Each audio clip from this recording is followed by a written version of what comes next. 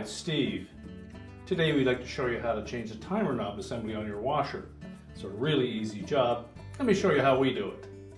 Now to do this repair, if the existing knob on your washer is still in place, you'll need to rotate the dial to one of the off positions because you will be pulling out on that knob and we don't want the washer to inadvertently start. So once we have that dial set, and again, if your knob is still in place on the timer shaft, we need to remove this little plastic clip that holds the knob to the shaft. If you have a really thin pair of needle nose pliers, you can reach in from the side and pull that out.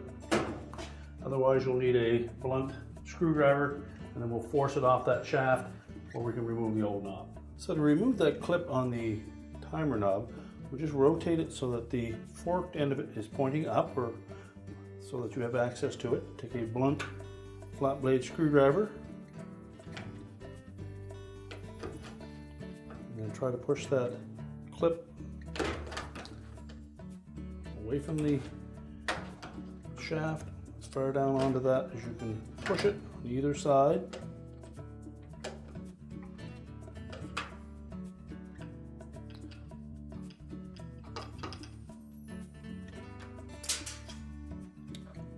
And then the knob will slide right off.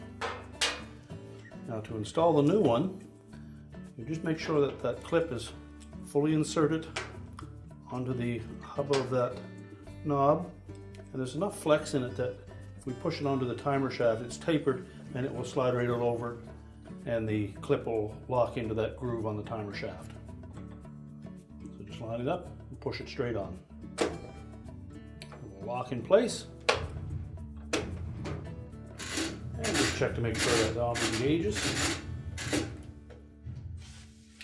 And your repair is complete.